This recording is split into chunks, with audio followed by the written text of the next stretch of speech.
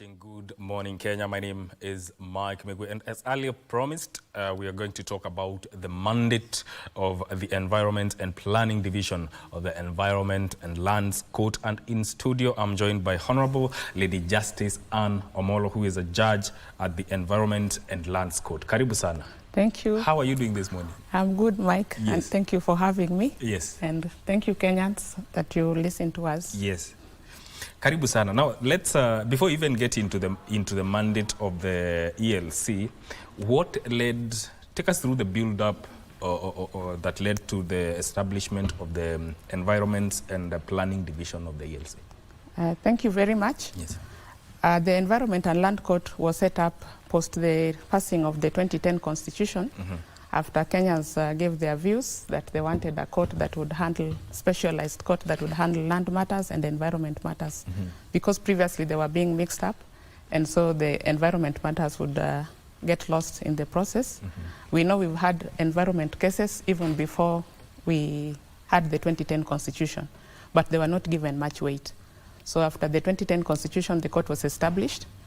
And when we were celebrating our 10 years of existence as the Environment and Land Court, we had our conference in Kilifi, and during that time the stakeholders also felt that we were being seen more as a land court, and the environment part was a little bit silent.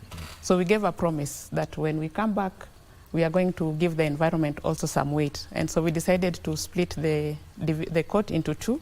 We have a division that is handling land matters, and then we have a division that is now handling environment and planning matters. And this Environment and Planning Division was launched last year by the Chief Justice in July 2023. So from then now we have that when you are registering your case, it's an environment or it's a planning issue, it has its own number. And we've scaled that across the country, that every registry has a part for the environment and land, a part for the land division, and a part for the environment and planning division. The judge may be one, but we've separated the registers so that we know we can be able to tell how many cases on environment and planning have been filed in each county.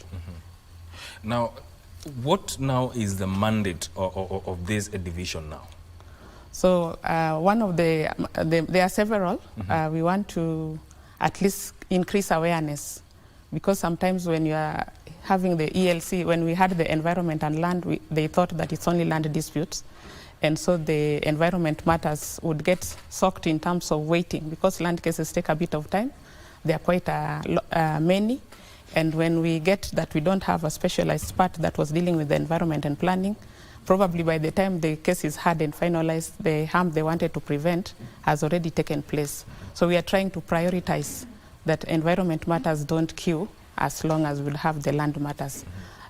We also creating awareness to encourage Kenyans that the court also has a role to play. We know that there's been quite a bit of changes in the environment that has affected us. Kenyans right now know that climate change is no joke. We've had recent floods, we've had the lake rising, and many other things that are coming up.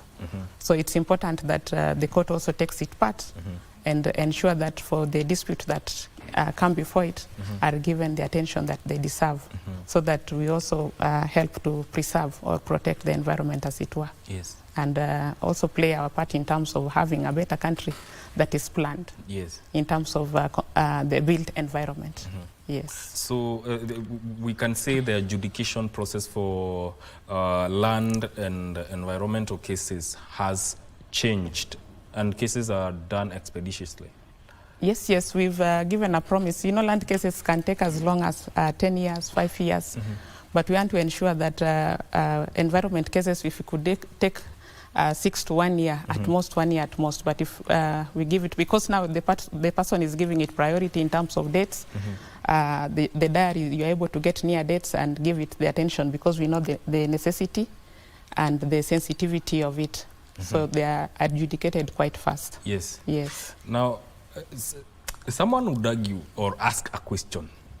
Does it always has to be, does everything has to be decided in court? Sure. I know sometimes Kenyans will say, let's meet in court as a way of punishing. So we've appreciated that the role of law is not just to punish, the role of law is also to educate and to inform. And so that we have a situation where the dispute, by the time they come to court, would say that probably there was no other alternatives that would have solved the problem. So we engage with stakeholders. So stakeholders in terms of encouraging the alternative justice system and ADR. We have what we call previously we had what was called the Court Users Committee, and currently we are working on the working group, Environment and Planning Working Group, which engages expertise from different aspects of the environment and the planning sector. And that means that when we meet, we tell them in the offices, the administrative offices where you sit, please take steps that we don't have this matter to have to come to court, but have it addressed at the least, the local level that it could be done. So we are working with not just the administrative officers, but even community members are also part of the working group.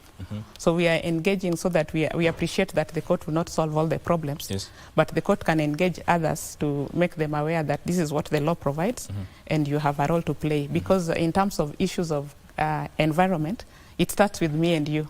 If you want a clean and healthy environment, then you are not going to throw waste carelessly and you expect someone to come and clean. So we are saying that let that not come and never bring you to court that you've not disposed your waste well. So the information, the court has a role that we play as judges in terms of the information we have, that we share, that you can also do your part. And because we cannot reach out everyone, then we get to engage with the different stakeholders, like we have the academia, we have the NGO sector, the civil society, the residents associations. We've all brought them on board, and on 4th of June we'll be launching, the Chief Justice will be launching that working room so that they'll be engaging differently, and in the different places where they are the workspace, we expect them that they'll also be spreading the gospel of the alternative justice system. Yes. Still on that, what do you expect to the public could learn from this working group? Okay, we hope to engage as we usually do in terms of having open days. Like on the 25th of April, we went to Korogocho. So we planted some trees, engaged with the community around Korogocho in collaboration with the Nairobi River Commission. And that was not just, was for Nairobi. So across board in the different counties, we also had the courts doing the tree planting as they engage with the communities. So the court is going out there that apart from sitting in the court to resolve the dispute, we're also going to tell the community that you can also do this to make the place, to make Kenya a better place. So it's also in the interest of making the public aware of how the environment and lands could work? Yes. So when we go out, we tell them that, you see, sometimes you will come with emotions, and when you have your case dismissed.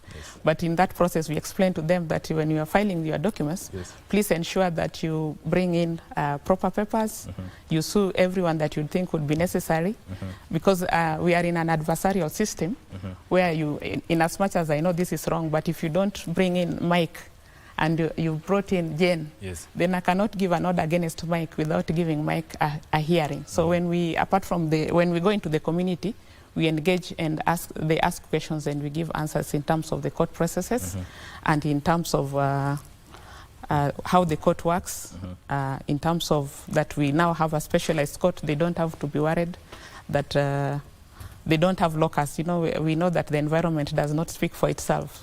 So the issue of whether you have capacity to bring the case to court, that again has been sorted out in the Constitution. So we tell them, even if it is affecting the place, it doesn't have to be affecting you individually. The law allows you that come to court and bring the issue. But please bring all the respective agencies that you think are not doing their part.